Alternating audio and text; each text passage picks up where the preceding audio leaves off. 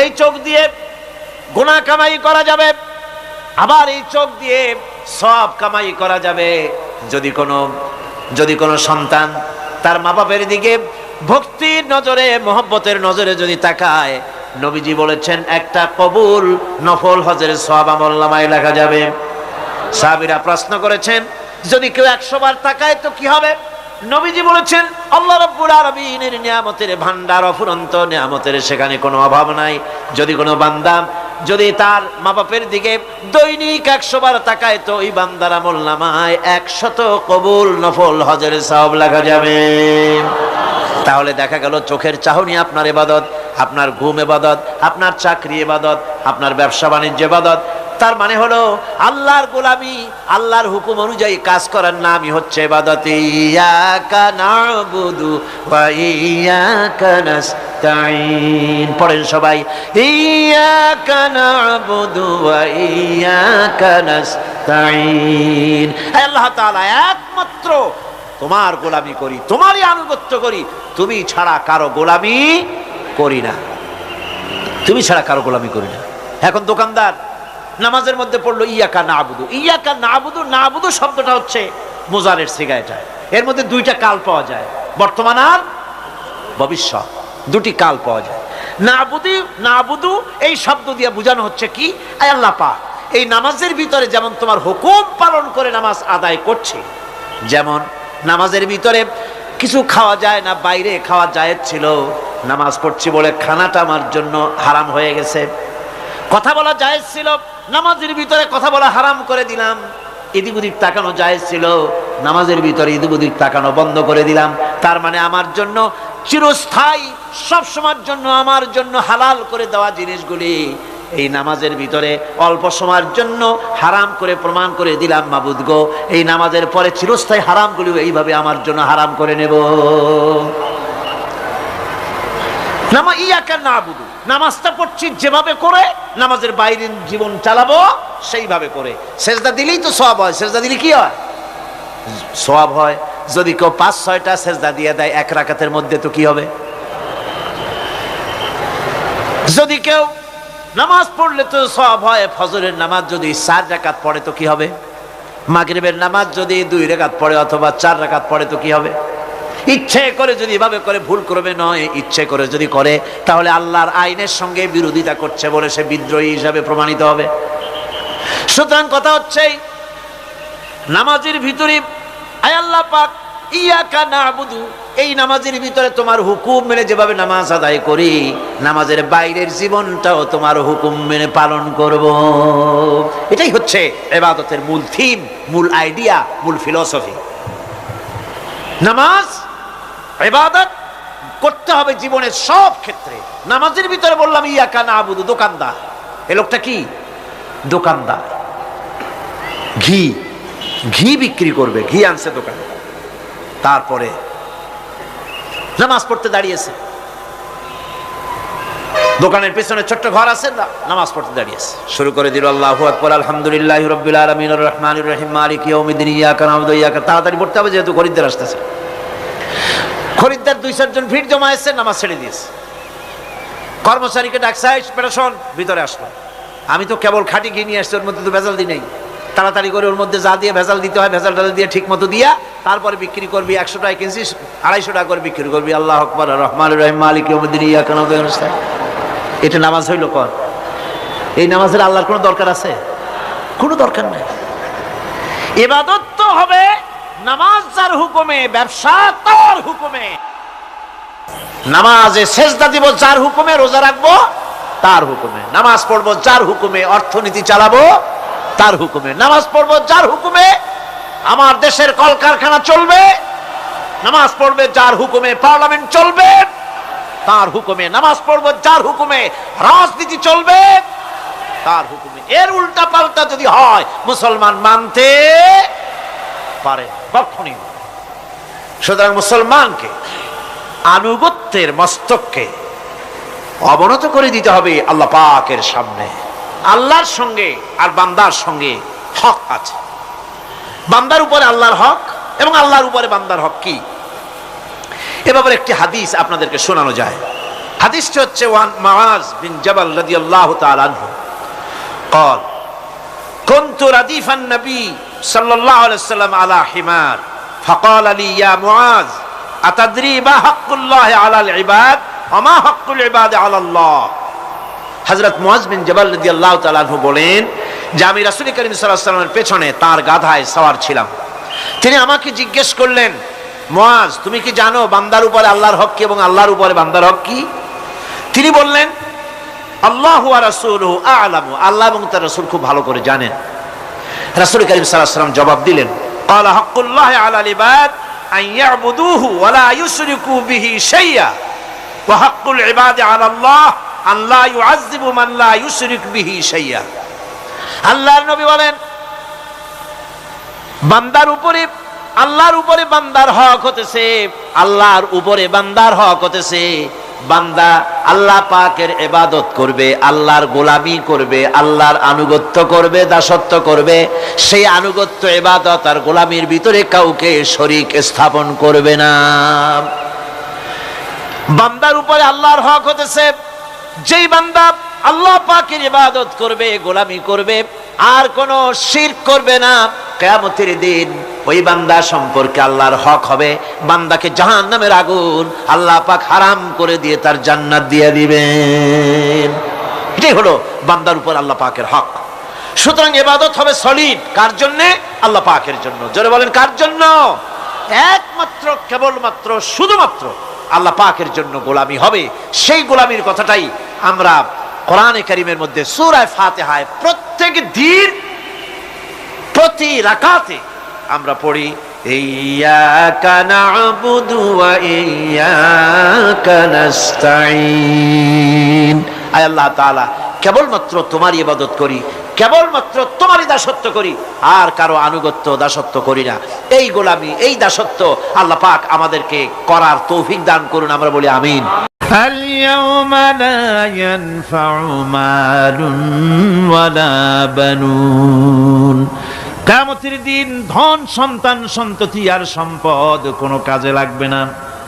সেদিন শুধু আমল যদি ভালো হয় কাজে লাগবে, আমল খারাপ হবে সব শেষ হয়ে যাবে।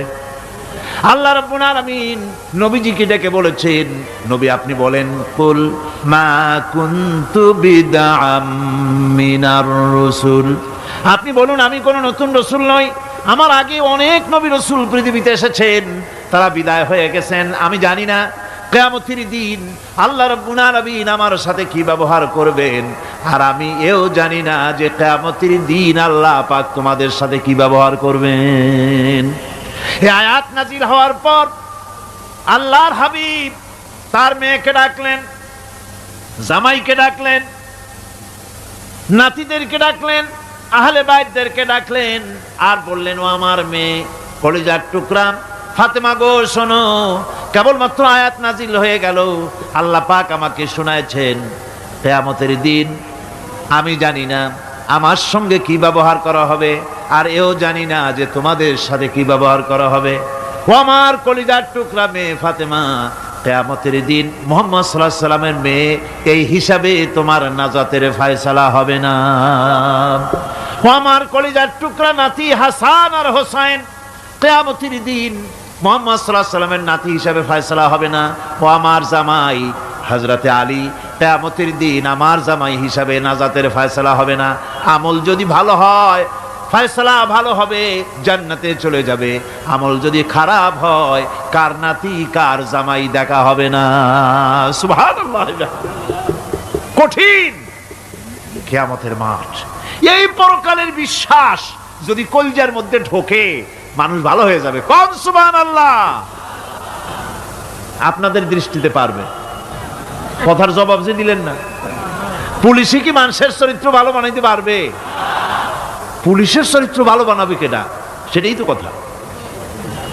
মানুষের চরিত্র যাতে ভালো থাকে, মানুষের জন্য খারাপ কাম না করে সেজন্য পুলিশ যাতে খারাপ কাম না করে সেজন্য আরো একটা ডিপার্টমেন্ট আছে না, তারা যাতে খারাপ কাজ না করে সেজন্য আর একটা আছে। এন্টি করাপশনের আবার এন্টি করাপশন আছে, তার উপর আবার এন্টি করাপশন আছে। এন্টিটার অভাব নাই। সুতরাং পুলিশ দিয়া, বিডিআর দিয়া, আর্মি দিয়া মানুষের, দেশের, জাতির চরিত্র ভালো বানানো যায় না। রাসূলুল্লাহ এ দিয়ে বানান না, এটা ইসলামের নিয়ম নয়। পুলিশ দিয়া, আর্মি দিয়া দেশের মানুষের চরিত্র ভালো বানানো যায় না। চরিত্র ভালো বানানো যায় কেবলমাত্র পরকালের ভয় দিয়া। কি কিসের ভয় দিয়া? ওই যে মক্কার জীবনে ওই সমস্ত মানুষগুলি যারা চুরি করত, ডাকাতি করত, জেনা করত, বদমাশি করত, যারা শয়তানি করত, যারা মানুষকে খুন করত, এই মানুষগুলি এত ভালো হয়ে গেল, যারা চুরি ছেড়ে দিল, ডাকাতি ছেড়ে দিল, জেনা ব্যভিচার ছেড়ে দিল, এত ভালো হয়ে গেল, পৃথিবীর মধ্যে সেরা মানুষ তারা হয়ে গেলেন। জোরে বলেন সুবহানাল্লাহ। নবীর সাহাবীরা পৃথিবীর শ্রেষ্ঠ সন্তান, নবীর সাহাবীরা পৃথিবীর সেরা মানুষ, তাদের চাইতে সেরা মানুষ নবীদের পরে আর কেউ হতে পারে না। জোরে কোন সুবহানাল্লাহ। নবীর পরে পৃথিবীতে শ্রেষ্ঠ মানুষ কারা? সাহাবায়ে কেরাম রিদওয়ানুল্লাহি তাআলা আলাইহিম আজমাইন। ওনারা তো কুফরের মধ্যে ছিলেন, শিরকের মধ্যে ছিলেন, চুরি ডাকাতি জেনা ব্যভিচার এমন কোনো পাপ নাই যা করা হয়নি।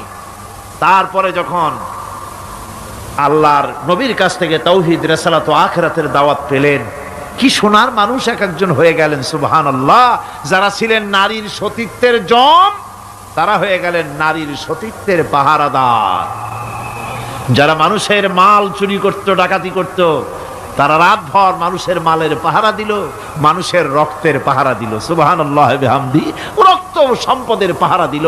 রাসূল বললেন, খাইরুল কুরুনে কারনি, সর্বশ্রেষ্ঠ যুগ তো আমার যুগ। বন্ধুগণ, এরপরে একটা জীবন আসবে ওই কিয়ামতের ময়দানে। এই পরকালের বিশ্বাসটা গুরুত্বপূর্ণ ব্যাপার। আমাদের সব কিছুর হিসাব দেওয়া লাগবে। আল্লাহ পাক বলেন, ইন্নাস সামআ ওয়াল বাসারা ওয়াল ফুআদা কুল্লু উলাইকা আনহু মাসউলা। নিঃসন্দেহে মানুষের শ্রবণ শক্তি, দর্শন শক্তি এবং তার অন্তঃকরণের কল্পনা সম্পর্কে আল্লাহ রাব্বুল আলামিনের কাছে জিজ্ঞাসিত হতে হবে। কান দিয়া কি করেছিলা, চোখ দিয়া কি করেছিলা, মুখ দিয়া কি করেছিলে, হাত দিয়ে কি করেছিলে, সব কিছুর জবাব আল্লাহ রাব্বুল আলামিনের কাছে দিতে হবে। সবটার জবাব দিতে হবে, কোনো কিছু বাদ যাবে না। এমনকি মনের ভিতরে যে কল্পনা আমরা করি, এই কল্পনার হিসাবও আল্লাহর দরবারে দিতে হবে।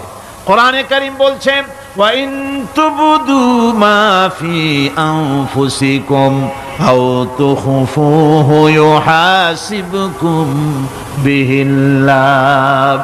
মনের ভিতরে তুমি যেটা কল্পনা করো সেটা প্রকাশ করো, অথবা তুমি গোপন রাখো, যাই তুমি করো না কেন, আল্লাহ রাব্বুল আলামিন এর হিসাবও তোমার কাছে নেবেন। ফায়াগফিরু লিমান ইয়াশাউ ওয়া ইউআযযিবু মান ইয়াশাউ ওয়াল্লাহু আলা কুল্লি শাইইন কাদির। মহান আল্লাহ পাক বলেন, করার পর তোমার মনের ভিতরে কি কল্পনা করেছিলে ওইটার হিসাব আমি নেব। হিসাব নেওয়ার পর যারে খুশি ক্ষমা করে দেব, যাকে খুশি শাস্তি প্রদান করব। সবকিছুর উপরে আল্লাহ রব্বুল আলামিন শক্তিমান, সব তিনি করতে পারেন, সমস্ত কুদরত রয়েছে তার। সুতরাং মানুষদেরকে, আল্লাহর বান্দাদেরকে বিশ্বাস করতে হবে যে আমার কোনো কথা বাদ যাবে না। কথাগুলি রেকর্ড হচ্ছে, কথা রেকর্ড হচ্ছে। আমি যে ওয়াজ করতেছি এই কথাগুলি রেকর্ড হচ্ছে নাকি হচ্ছে না? অনেক টেপ রেকর্ডার রেকর্ড হচ্ছে, অডিও ভিডিও হচ্ছে। আজ থেকে 50 বছর পর যদি এই রেকর্ড বাজানো হয়, আমাকে যদি বলা হয় যে আপনি অমুক জায়গায় অমুক কথা বলেছেন, আমি যদি বলি না আমি কথা বলি নাই, তারপরে যদি রেকর্ড বাজানো হয়, তাহলে আমি কথা যে বলি নাই যদি বলি, তাহলে এটা ধরা পড়বে না? সেখানে ধরা পড়বে না? তাহলে এই মানুষের কথা প্লাস্টিকের ফিতায় রেকর্ড করে 50 বছর, 100 বছর, 200 বছর, 500 বছর যদি প্লাস্টিকের ফিতায় এটাকে চলচ্চিত্র করে অথবা টেপ রেকর্ডারে করে যদি ধরে রাখা যায়, এই বুদ্ধিটা কে দিলেন কন্ত দেখি? সবাই কন্যা এই বুদ্ধিটা দিলেন কে? যে আল্লাহ রাব্বুল আলামিন মানুষের মাথায় বুদ্ধি দিলেন, যার দ্বারা সে মানুষের কথাবার্তা, অ্যাক্টিভিটি সব ধরে রাখতে পারে। সেই আল্লাহ রাব্বুল আলামিন বুঝি আপনার আমার কথা এবং আপনার আমার অ্যাক্টিভিটিসকে তিনি বুঝি ধরে রাখতে পারবেন না কিয়ামত পর্যন্ত? পারবেন কি না? সেজন্য রব্বুল আলামিন বলেন, মা ইয়ালফিযু মিন কাওলিন ইল্লা লাদাইহি রাকীবুন আতীদ। সমস্ত কথা রেকর্ড হচ্ছে। সুবহানাল্লাহ কোন জোরে? সমস্ত কথা রেকর্ড হচ্ছে, একটা কথাও বাদ যাবে না। মুখ আছে বলেই কথা বলবেন তা না, হিসাব করে কথা বলতে হবে। গীবত গাওয়া যাবে না, মিথ্যা কথা বলা যাবে না, মিথ্যা ওয়াদা করা যাবে না। মিথ্যা ওয়াদার তো মৌসুম এসে গেছে। কি কোন বোঝেন কথা? হ্যাঁ, মিথ্যা ওয়াদার মৌসুম এসে গেছে। এখন মৌসুমে বাহার, মিথ্যা বলার। কত সুন্দর সুন্দর ওয়াদা, সোনা দিয়া রাস্তা বানায় দেবো। অভুক্ত মানুষদের বলা হয় না খেয়ে মরবেন না, কিন্তু কি খেয়ে মরবে তাও কয় না। আমরা যদি যাইতে পারি তাহলে মটকির মতো রসগোল্লা বানায় দেব, গরুর গাড়ির চাকার মতো জিলাপি বানায় দেব। খাইতে গিয়ে হা করে শীত হয়ে থাকবে। কত রঙিন রঙিন কথা। মিথ্যা ওয়াদার সময় এসে গেছে। ভাইরা আমার, পরকাল যদি বিশ্বাস করে সেই ব্যক্তি কিছুতেই মুখ আছে বলেই যা খুশি বলবে না, পরনিন্দা করবে না, পরচর্চা করবে না, হাত আছে বলেই যা তা লিখবে না। ঘটনা হইল একটা, লিখলো আর একটা। কলম একটা আছে বলেই যা খুশি তা লেখা যায় না, মুখ আছে বলেই যা খুশি তা বলা যায় না, চোখ আছে বলেই যা খুশি তা দেখা যায় না। গরু খাওয়া জায়েজ করা হয়েছে বলে গরুর লেজ থেকে মাথা পর্যন্ত পাইকারি দরে সব খাওয়া যায় না। গরু খাওয়া হারাম না হালাল? হালাল। পাইকারি দরে লেজ থেকে মাথা পর্যন্ত সব খাওয়া হালাল না। ওর মধ্যে আল্লাহ কিছু হারাম রেখে দিছে, সেগুলোকে বাইসে খাইতে হবে। আল্লাহ দেখতে চান পাইকারি দরে জমের খাওয়া খাও, না আমার হারামগুলি বাদ দিয়ে খাও, নিষেধ করাগুলি বাদ দিয়ে খাও। মুখ আছে বলেই যা খুশি তা বলা যাবে না, কান আছে বলেই যা খুশি তা শোনা যাবে না, চোখ আছে বলেই যা খুশি তা দেখা যাবে না, হাত পা আছে বলেই যা খুশি তা করা যাবে না। সবটার পেছনে আল্লাহ রাব্বুল আলামিনকে ভয় করা লাগবে।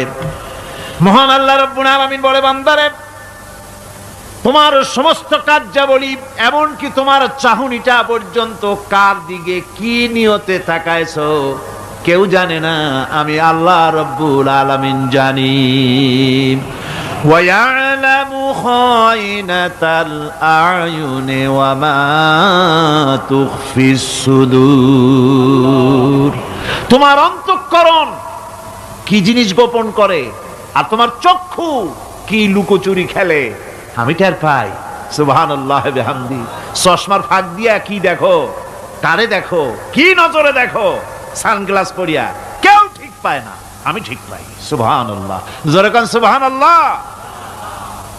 সুতরাং চোখের নজরের হিসাব হবে, হাতের কাজের হিসাব হবে, পায়ের চলার হিসাব হবে, আপনার বলার হিসাব হবে। মুখে যা বলেছেন, যা করেছেন, হাত পাও দিয়ে যা করেছেন, সবকিছুর হিসাব হবে কিয়ামতের দিন।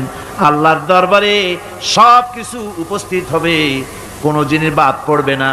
فَمَن يَعْمَلْ مِثْقَالَ ذَرَّةٍ خَيْرًا يَرَهُ وَمَن يَعْمَلْ مِثْقَالَ ذَرَّةٍ شَرًّا يَرَهُ। ছোট্ট একটা ভালো কাজ যদি করো, তাও হাজির করা হবে সামান্যতম ভালো কাজও তোমার বাদ পড়বে না। আর ক্ষুদ্রতম কোনো খারাপ কাজ করলে তাও উপস্থিত করা হবে সব তোমার সামনে, কোনো জিনিস বাদ পড়বে না, সব দেখতে পাবে কিয়ামতের দিন। ভালো কাজটাও আর খারাপ কাজটাও আল্লাহর কাছে সেদিন আল্লাহ পাক মানুষের সামনে উপস্থিত করে দিবে। আল্লাহ পাক বলছেন, সেদিন এই জমিন তার ভিতরে যা লুক্কায়িত ছিল, জমিন সব বের করে দেবে। কাআন্নাহুম জারাদুম মুনতাশির। টিড্ডি, ফড়িংগুলি, পোকাগুলি মাটির থেকে যেমন বেরোয়, এ মাটির ভিতরে যা আছে কিয়ামতের দিন সব মাটি বের করে দেবে। ইযা যুলজিলাতিল আরদু জিলজালাহা ওয়া আখরাজাতিল আরদু আসকালাহা ওয়া ক্বালাল ইনসানু মা লাহা।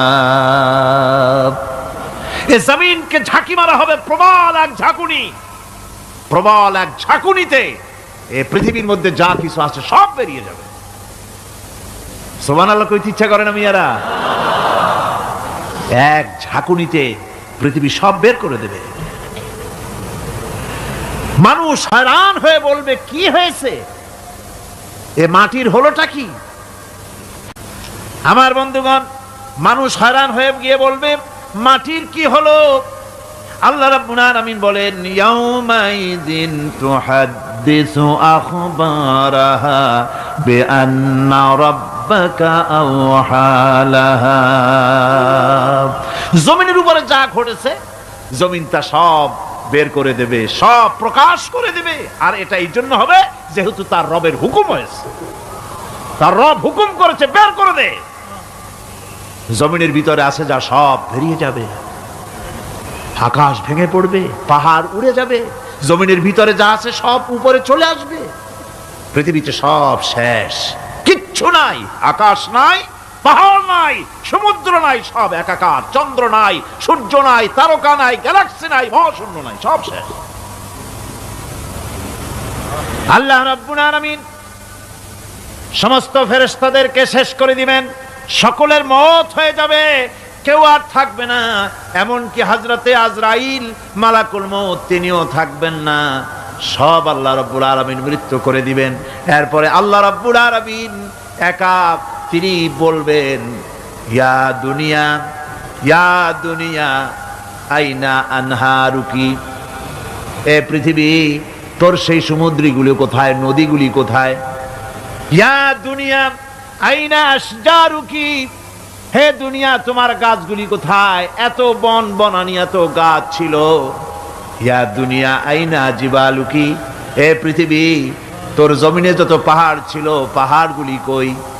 যত স্বৈরাচার ছিল জমিনের উপরে, যারা স্বৈরাচারী মনোবৃত্তি নিয়ে মানুষ ধ্বংস করেছে, দেশ ধ্বংস করেছে, মায়ের বুক খালি করেছে, ওই স্বৈরাচারগুলি কই? কোনো জবাব নাই। আল্লাহ পাকের পরে বলবেন লিমানিল মুলকুল ইয়াউম, কার রাজত্ব? আজকে রাজত্বটা কার? আল্লাহ তিনবার আওয়াজ দিবেন, আজকে রাজত্ব কার? আল্লাহ পাক যখন তিনবার করে ডাক দিবেন, কোনো জবাব নাই, কোনো জবাব নাই। কে জবাব দেবে? আল্লাহ রাব্বুল আলামিনের সামনে কার ক্ষমতা আছে কথা বলার? কেউ তো নাই, সব শেষ। আল্লাহ পাক বলবেন লিল্লাহিল ওয়াহিদুল কাহ্হার, একমাত্র পরাক্রমশালী আল্লাহ রাব্বুল আলামিনের রাজত্ব আজ। সেই হাসরের মাঠে আমাদের সকলকে উপস্থিত হয়ে যেতে হবে। কেউ আমরা এখান থেকে বাঁচতে পারবো না, সবাইকে উঠতে হবে। অপরাধীরা সেখানে অসহায় হয়ে যাবে, অপরাধীরা অসহায় হয়ে যাবে। আল্লাহ পাক বলেন ফাইদা জাআতিস সাখাতু ইয়াওমা ইয়াফিরুল মারউ মিন আখিহি ওয়া উম্মিহি ওয়া আবিহি ওয়া সাহিবাতিহি ওয়া বানিহি। অবশেষে যখন কান ফাটানো আওয়াজ আসবে, এই আওয়াজ সেদিন মানুষ নিজের মা বাপ ভাই বোন সব থেকে বিচ্ছিন্ন হয়ে যাবে, সব একের থেকে আরেকজন পালায় যাবে, হারায় যাবে, কেউ কাউকে আর খুঁজে পাবে না। সেদিন ওই কিয়ামতের মাঠে বিভীষিকাময় দৃশ্য, মানুষ হয়রান হয়ে যাবে। মাথার এক হাত অথবা অর্ধ মাইল অথবা এক বিগত এতটুকুন উপরে ওই প্রকাণ্ড সূর্যটার তাপ আসবে, গুনাহগারের মাথার চান্দি ফেটে গিয়া মগজগুলি গলে গলে নাক কান দিয়ে বেয়ে পড়তে লাগবে, জিহ্বাটা কুকুরের মতো ঝুলে নাভিস্থল পর্যন্ত পড়ে যাবে, মাটিটা সূর্যের উত্তাপে তামার মতো গরম হয়ে যাবে, সারা হাসর জুড়ে আওয়াজ হবে পানি পানি পানি। মানুষেরা হয়রান হয়ে যাবে সে হাসরের ময়দানে। এই চরম কষ্টের ভিতরে আল্লাহ রাব্বুল আলামিন বলেন সেদিন দুটো ভাগ হয়ে যাবে, একদল মানুষের চেহারা আলোয় ঝলমল হয়ে যাবে, আর একদল মানুষের চেহারাগুলি কালো হয়ে যাবে। উজুহু ইয়াউমাইযিন মুসফিরাতুন দাহিকাতুন মুস্তাবশিরা ওয়া উজুহু ইয়াউমাইযিন আলাইহা গাবারা। আল্লাহ পাক বলেন, এক শ্রেণীর মানুষের চেহারা হাস্যোজ্জ্বল ঝলমলে হয়ে যাবে, আর এক শ্রেণীর মানুষের চেহারাগুলি কালো হয়ে যাবে। তারহাকুহা কাতারা উলাইকা হুমুল কাফারাতুল ফাজারা।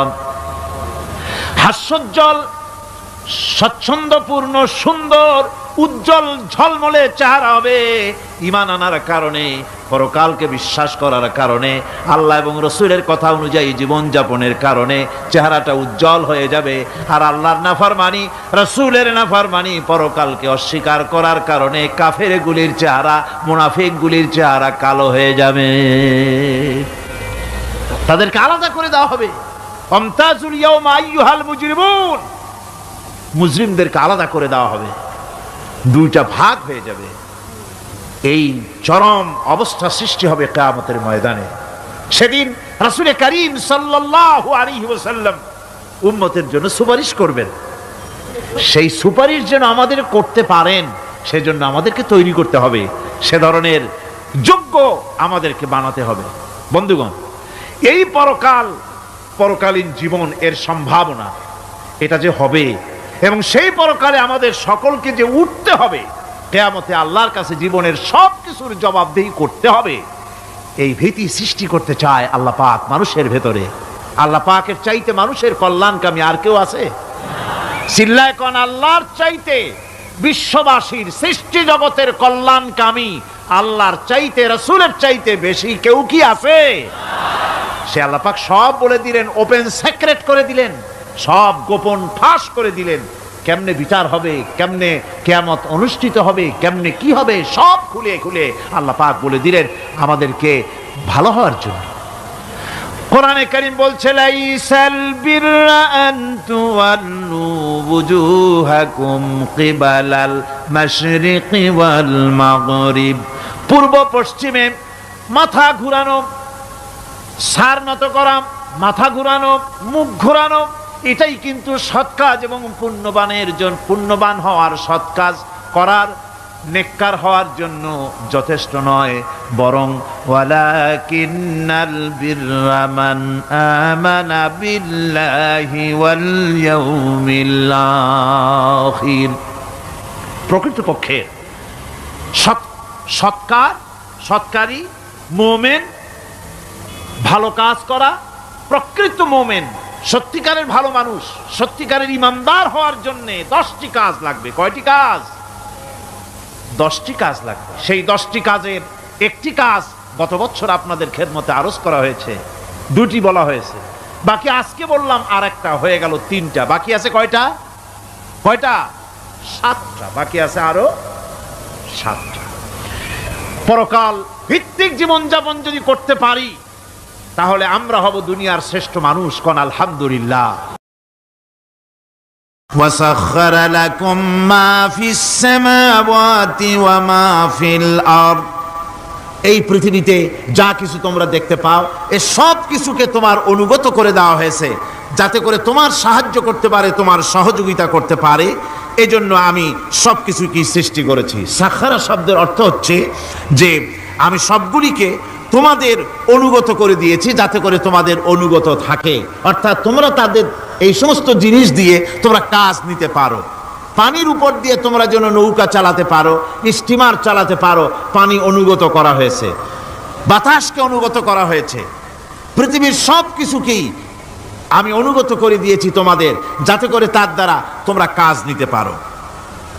অন্যত্র আল্লাহ বলছেন, আল্লাহুল্লাযী খালাকাস সামাওয়াতি ওয়াল আরদা ওয়া আনজালা মিনাস সামাই মাআন ফাআখরাজা বিহি মিনাস সামারাতি রিজকান লাকুম। আল্লাহ হচ্ছেন তিনি, আল্লাহ রাব্বুল আলামিন হচ্ছেন তিনি, যিনি আকাশ সৃষ্টি করেছেন, যিনি জমিন সৃষ্টি করেছেন, এবং ঊর্ধ্বদেশ থেকে মেঘমালা থেকে তোমাদের জন্য বৃষ্টি বর্ষণ করেছেন এবং সেই বৃষ্টি দিয়ে মাটির ভিতর থেকে ফসল উদ্গত করে তোমাদের খাবারের বন্দোবস্ত করেছেন। তিনি হচ্ছেন আল্লাহ পাক। তার দয়া পৃথিবীর জায়গায় ছড়িয়ে আছে, তার দয়া নাই, রহমত নাই, এমন কোন সৃষ্টি নাই। মানুষের জন্য যা কিছু প্রয়োজন তিনি তার দয়া দিয়ে, রহমত দিয়ে তিনি তার সৃষ্টি করে দিয়েছেন। আল্লাহ পাক বলছেন ওয়াসাখখারা লাকুমুশ শামসা ওয়াল কামারা দাইবিনা ওয়াসাখখারা লাকুমুল লাইলা ওয়ান নাহার। যিনি চন্দ্র সূর্যকে সৃষ্টি করেছেন এবং এগুলিকে নিয়ন্ত্রিত করেছেন, চাঁদ সূর্যকে সৃষ্টি করে নিয়ন্ত্রিত করে দিয়েছেন, তোমাদের সমস্ত প্রয়োজন তিনি মিটিয়ে দিয়েছেন। দেখুন, চাঁদ এবং সূর্যকে আল্লাহ পাক সৃষ্টি করেছেন এবং একটা রহমত, একটা কুদরত সেই চাঁদ সূর্যের মধ্যে দান করেছেন। সূর্য যেখানে আছে, এটা যদি আল্লাহর দয়া না থাকতো, শুধু তাপ দেওয়ার জন্য সৃষ্টি করতেন আর মানুষের কল্যাণের দিকটা যদি চিন্তা না করতেন, তাহলে সমস্যা হয়ে যেত। সূর্য যেখানে আছে, বিজ্ঞানীরা বলেছেন তার থেকে যদি কিছু নিচে নেমে আসতো, তাহলে গোটা পৃথিবী জ্বলে পুড়ে ভস্ম হয়ে যেত। আর যেখানে আছে তার থেকে সূর্য যদি কিছু উপরে উঠে যেত, তাহলে গোটা পৃথিবী হিম শীতল হয়ে, পৃথিবী ফ্রিজ হয়ে যেত, মানুষ প্রাণী জগৎ মরে সব শেষ হয়ে যেত। চাঁদ যেখানে আছে, এই চাঁদ তার জায়গা থেকে কিছু উপরে যদি উঠত, তাহলে পৃথিবী মরুভূমি হয়ে যেত। আর যেখানে আছে তার থেকে কিছু নিচে যদি আসতো, তাহলে গোটা পৃথিবী পানি, সমুদ্রের পানি, নদীর পানিগুলি প্লাবিত হয়ে, ওভারফ্লো হয়ে, উচ্ছ্বসিত হয়ে গোটা পৃথিবীকে প্লাবিত করে দিত, ডুবাই দিত, সব শেষ হয়ে যেত। তাহলে আমরা দেখতে পাচ্ছি শুধু সৃষ্টি নয়, সৃষ্টিও করেছেন এবং প্রত্যেকটি সৃষ্টির পেছনে তার দয়া কাজ করেছে, তার কুদরত কাজ করেছে, যাতে করে মানুষের জন্য সুবিধা হয়, মানুষের জন্য উপকার হয়। অন্য আয়াতে আল্লাহ পাক বলেন وآتاكم من كل سألتموه وإن تعدوا نعمة الله لا تحصوها। আল্লাহ পাক বলেন তিনি তোমাদের প্রতি এত দয়াবান, আল্লাহ তোমাদের প্রতি এত দয়া রাখেন, এত মেহেরবানি করেন যে তোমাদের সমস্ত চাহিদা তিনি পূরণ করেছেন। তোমাদের জীবনে যা দরকার সব তিনি পূরণ করেছেন, এত পূরণ করেছেন। তোমরা যদি আল্লাহ পাকের নেয়ামতগুলি যদি গণনা করো, ওয়া ইন তাউদ্দু নি'মাতাল্লাহি লা তুহসুহা, আমার নিয়ামতগুলি যদি গুনতে থাকো, গুনে গুনে আমার নিয়ামত শেষ করতে পারবে না। সুবহানাল্লাহি ওয়া বিহামদি, আমার নিয়ামত গুনে শেষ করতে পারবে না, এত নিয়ামত আমি আল্লাহ রাব্বুল আলামিন দান করেছি। সুতরাং প্রকৃত কথা হচ্ছে যে মানুষ বড় অকৃতজ্ঞ, মানুষ সমস্ত নিয়ামতকে, নিয়ামতের শুকর আদায় করে না, নিয়ামত বোঝেও না। উলাইকা কাল আনাম, চোখ আছে, চোখ দিয়া সব দেখে, কিন্তু আল্লাহর নিয়ামতগুলি দেখে উপলব্ধি করার ক্ষমতা নাই। খায় জনমের খাওয়া, কিন্তু খাওয়ার পরে কার খানা খাইলো, কার দেওয়া খানা খেলো, এরপরে এতটুকুন শুকরিয়াও আদায় করে না। তো চোখ থাকতে দেখে না, অন্তর থাকতে চিন্তা করে না, কান থাকতে হক শোনে না। আল্লাহ পাক বলেছেন উলাইকা কাল আনাম, এরা হলো জানোয়ারের মতো। কিসের মতো বলুন? আল্লাহ বলেন না বালহুম আদাল, শুধু জানোয়ারের মতো না, বরং জানোয়ারের চাইতেও নিকৃষ্ট। জোরে কর নাউজুবিল্লাহ। যাদের চোখ থাকতে দেখলো না, কান থাকতে শুনলো না, অন্তঃকরণ থাকতে বিবেচনা করলো না, এরা চতুষ্পদ জানোয়ারের মতো। আল্লাহ পাক বলছেন আর রহমান আল্লামাল কোরআন, এই কোরআন শিক্ষা দিয়েছেন রহমান, যিনি দয়ার সাগর, যিনি মানুষের সব প্রয়োজন মিটিয়েছেন। কোরআনের মতো একটা বড় প্রয়োজন তিনি মিটাবেন না, তা কি হতে পারে? জোরে কোন হতে পারে? মানুষ সৃষ্টি করলেন, অথচ মানুষের চলার পথ দিলেন না। মানুষ সৃষ্টি করলেন, মানুষ কোন পথে চলবে, কি করলে আল্লাহ রাজি হবেন, কি করলে বেহেশতে যাব, কি করলে শান্তিতে থাকবো দুনিয়ায়, এর কোনো পরিকল্পনা তিনি দিলেন না। তিনি শুধু বললেন নামাজ পড়ো, রোজা রাখো, আর তা যদি না করো কিয়ামতে জাহান্নামে যাবা।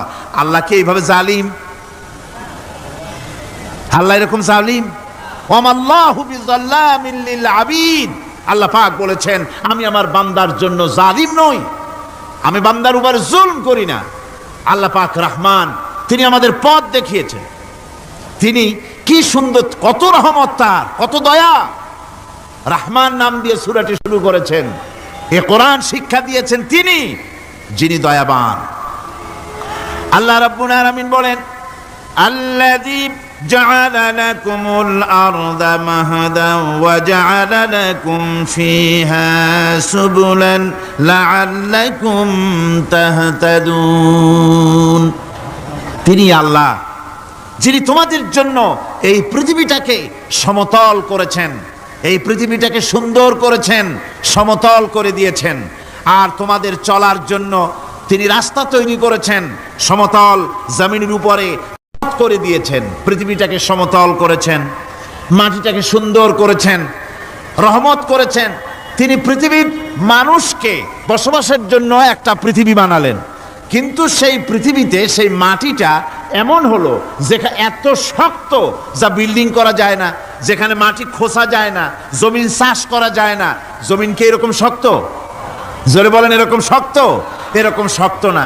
আবার বৃষ্টি পড়লে যে কাদা হয়, ওই রকম যদি জনমের মতো আল্লাহ কাদা বানায় দিতেন যে মানুষ দাঁড়াইতেই পারে না, কাদার মধ্যে ডুবে যায়, এরকম যদি অবস্থা হতো, তাহলে এই পৃথিবীর এই জমিনের উপরে মানুষ বাড়ি ঘর বানাইতে পারতো না। ঠিক কিনা কন?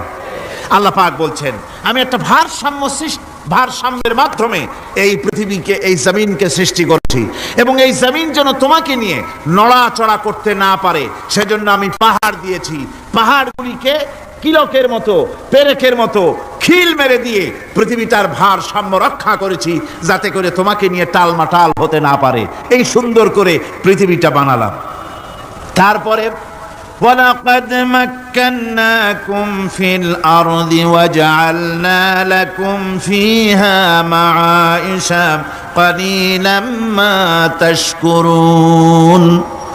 আল্লাহ পাক বলেন, আবার দেখো, এই জমিনে আমি তোমাদেরকে প্রতিষ্ঠিত করেছি, আর জমিনের উপরে তোমরা যাতে রুজি রোজগার করতে পারো সে ব্যবস্থাও আমি করে দিয়েছি। জমিন সৃষ্টি করেছি, আবার রুজি রোজগার করবে সে ব্যবস্থাও আমি তোমাদের জন্য করে দিয়েছি।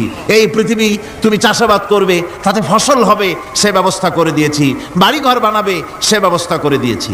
তারপরে পৃথিবীর এ মাটির নিচে তোমার জন্য সম্পদ রেখেছি, সমুদ্রের ভিতরে, নদীর ভিতরে, সেখানেও তোমার জন্য সম্পদ রেখেছি। আমি রহমান, সব প্রয়োজন মিটিয়েছি। শুধু এর জন্য নয় যে সৃষ্টি করলাম, ইবাদত করলাম আর জাহান্নামে পাঠিয়ে দিলাম, তা তো না।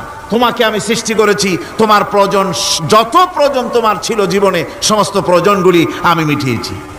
আল্লাহ পাক বলছেন, وَهُوَ الَّذِي سَخَّرَ الْبَحْرَ لِتَأْكُلُوا مِنْهُ لَحْمًا طَرِيًّا وَتَسْتَخْرِجُوا مِنْهُ حِلْيَةً تَلْبَسُونَهَا। আল্লাহ পাক বলেন, এই সমুদ্রকে আমি আল্লাহ তোমার নিয়ন্ত্রণাধীন করে দিয়েছি সমুদ্রকে, আর তার ভিতরে তাজা মাংস, তাজা গোশত তোমার জন্য রেখেছি, খাবার রেখেছি। আবার তুমি পরিধান করতে পারো এমন জিনিসও, ব্যবহারের জিনিস সমুদ্রের মধ্যে রেখে দিয়েছি। তার মানে হলো সমুদ্রের ভেতরে, তার ভিতরে মাছ রয়েছে, টাটকা মাছ আছে, মণিমুক্তা আছে। স্থলভাগে পৃথিবীর মাটির উপরে যত জিনিস আছে, যত নিয়ামত আছে, সমুদ্রের তলদেশে তার কোনো অংশে কম নাই, বরং তার থেকে আরো বেশি আছে।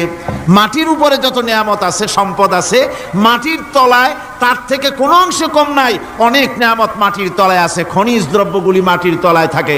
সমুদ্রের তলদেশে অসংখ্য নিয়ামত আল্লাহ রাব্বুল আলামিন রেখেছেন।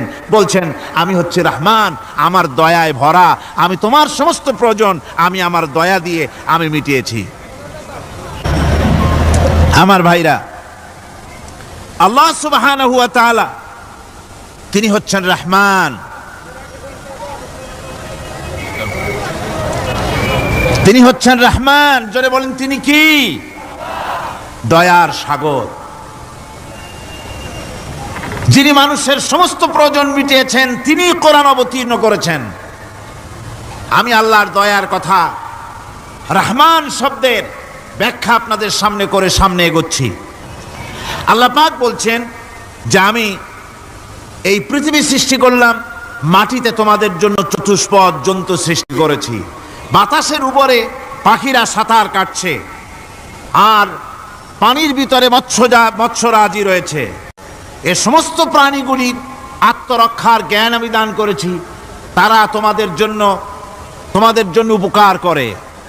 সেই পশুগুলির পশম দিয়ে তোমাদের কাপড় চোপড় তৈরি হয়, তারপরে তার চামড়া তোমরা পরিধান করো।